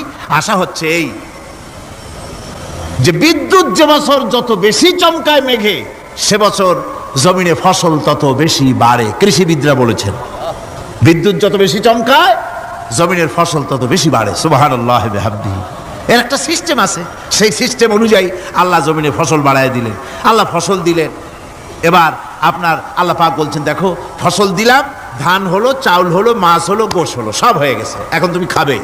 রান্না বান্না হয়ে গেল, রহমত আমার দেখো, আমার রহমতটা দেখো। এ কোরআন শিখাইছেন সেই আল্লাহ রাব্বুল আলামিন, যার নাম রহমান। জোরে বলেন, তার নাম কি? রহমান। চাউল হয়ে গেছে, চাউল তো শুধু ভর্তা বানায় খাওয়া যাবে না, ভাত হয়েছে, আটা দিয়া রুটি তৈরি হয়েছে, কি দিয়া খাবেন? আল্লাহ রাব্বুল আলামিন আপনার পুকুরের ভিতরে মাছ দিয়া দিলেন, জন্তু জানোয়ার দিলেন, চার পায়া জানোয়ারের গোশত হালাল করে দিলেন, পাখির মাংস আল্লাহ রাব্বুল আলামিন হালাল করে দিলেন। এখন মাছ হলো, গোশ হলো, মাছ আর গোশ সিদ্ধ করে খাওয়া যাবে? জোরে বলেন, যাবে? যাবে না। তার গন্ধ নষ্ট করতে হবে আর সুঘ্রাণ সৃষ্টি করতে হবে। এই গন্ধ নষ্ট করে সুঘ্রাণ সৃষ্টি করার জন্য লবঙ্গ তৈরি করলেন কে? কথা কন না কেন? এলাচি কার? দারচিনি কার? লবণ কার? মরিচ কার? হলুদ কার? পেঁয়াজ কার? সুবহানাল্লাহি ওয়া বিহামদিহি। এত নিয়ামত আল্লাহ রাব্বুল আলামিন বলেন, ওয়া ইন তাউদ্দু নি'মাতাল্লাহি লা তুহসুহা। আমার নিয়ামত গণনা করে করে আমার নিয়ামত গুণে শেষ করতে পারবে না, এত নিয়ামত আমি দান করেছি। এরপরে তরি তরকারি হলো, মাছ গোশ খেতে খেতে অস্থির হয়ে যাবে, তারপরে তরি তরকারি দিলাম, শাক সবজি দিলাম, সব কিছু আমি আল্লাহ রাব্বুল আলামিন দিয়েছি। আমার নাম রহমান, তোমার সমস্ত প্রয়োজন আমি দিয়েছি, মিটাই দিয়েছি। এবার তরি তরকারি হলো, আর মানুষ তরি তরকারি খাইলো, আল্লাহ শুকর আদায় করলো না। শুকর আদায় করে? করে না। এত সুন্দর মজার কদু, সেই কদু খায়, আর কদু খাইয়া মোসে তাও মারে, আর বলে স্বাদের লাউ বানাইলো বৈরাগী। আল্লাহ শুকর আদায় করে, আল্লাহর নিয়ামতের শুকরিয়া আদায় করে না। আমার ভাইয়েরা, আল্লাহ রাব্বুল আলামিন বলেন, এই পৃথিবীর আমি রহমান, কোরআন আমি শিখাইছি আমি রহমান। এমন রহমান, শুধু মানুষকে খাবার দেই না, এই পৃথিবীর সকল প্রাণীকে আমি খাবার দেই। জোরে কান সুবহানাল্লাহ। সকল প্রাণীর খাবার কে দেন? ওয়ামা মিন দাব্বাতিন ফিল আরদি ইল্লা আলাল্লাহি রিজকুহা। এই পৃথিবীর বুকে এমন কোন বিচরণশীল জীব নাই যে জীবের রিজকের দায়িত্ব আমি আল্লাহ গ্রহণ করি নাই।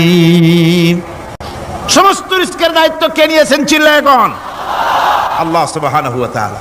আচ্ছা আপনি কোন তো দেখি, একজন জমিদার, একজন বড় লোক, চৌধুরী, খুব বড় লোক, তার বাড়িতে 20 জন লোক গেছে রাতের বেলায়। রাতের বেলায় 20 জন লোক গিয়ে মেহমান হইল।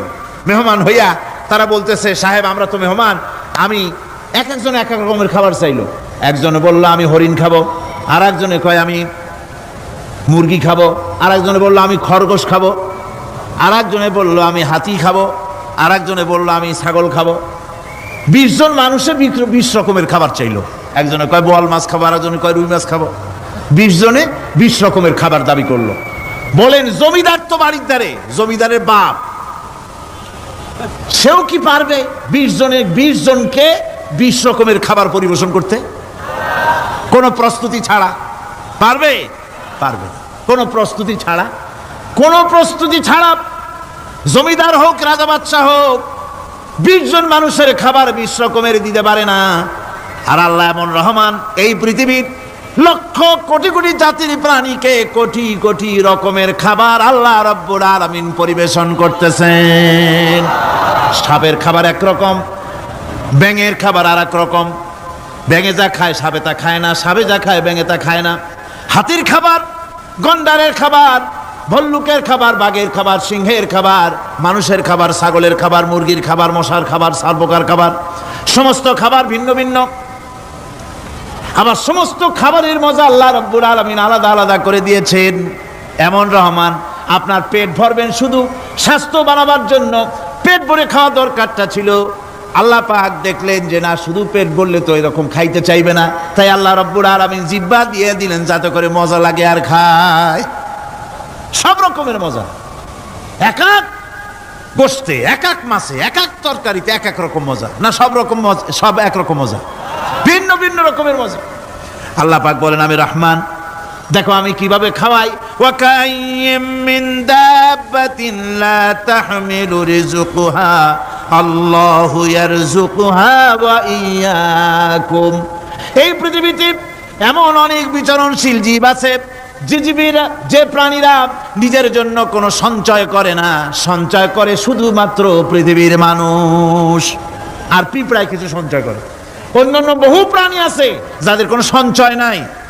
কি বলেন, পাতিশিয়ালের কোনো ব্যাংকে অ্যাকাউন্ট আছে নাকি? না। শীতের মৌসুমে পাতিশিয়াল আইসা ব্যাংকের ম্যানেজারকে বলে না যে কয়েকটা মুরগি আনছি, আমার নামে একটা অ্যাকাউন্ট ওপেন করেন, বৃষ্টির সময় আমি যেন ওগুলো উঠাইয়া পাইকারি দরে খাইতে পারি। ওর কোনো খাবার নাই, সঞ্চয় নাই।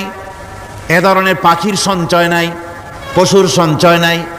মহান আল্লাহ রাব্বুল আলামিন তিনি বলছেন, সকালবেলায় পাখি তার বাসা দিয়া ক্ষুধার্ত পেট নিয়া পাখিগুলি উড়ে চলে যায়। সাপ তার গর্ত থেকে বের হয় খালি পেটে, পাতি শৃগল খাঁটি পেট নিয়ে গর্ত থেকে বেরিয়ে যায়। তিমির মতো অত বড় প্রকাণ্ড প্রাণী, হাতির মতো প্রকাণ্ড প্রাণী, গরিলা, শিম্পাঞ্জি, ওরাংওটাং, পিঁপড়া থেকে শুরু করে নিয়ে প্রকাণ্ড তিমি পর্যন্ত সমস্ত প্রাণীগুলি সকালবেলায় খালি পেটে বেরিয়ে যায়। সারাদিন ঘোরাঘুরির পর আল্লাহ সুবহানাহু ওয়া তাআলা বলেন, সন্ধ্যাবেলায় সমস্ত প্রাণীর পেটগুলি ভরে আমি আল্লাহ তাদের বাসায় ফিরাইয়া দেই। আমি রহমান, এভাবে করি। আমি আল্লাহ রাব্বুল আলামিন খাবারের বন্দোবস্ত করি, পড়ার বন্দোবস্ত করি, থাকার ব্যবস্থা করি। ইয়া আইয়ুহান নাসু যকুরু নি'মাতাল্লাহি আলাইকুম হাল মিন খালিকিন গায়রুল্লাহ ইয়ারযুকুকুম মিনাস সামাই ওয়াল আরদ।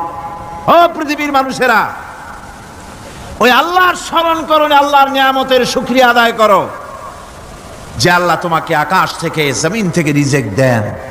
ওই আল্লাহ ছাড়া আছে কি কেউ যে তোমাকে আকাশ থেকে রিজিক দেয়, জমিন থেকে রিজিক দেয়? লা ইলাহা ইল্লা হুয়া ফান্না তুফাকুন। ওই আল্লাহ ছাড়া কোনো ইলাহা নাই, কেন তোমরা বিভ্রান্ত হও?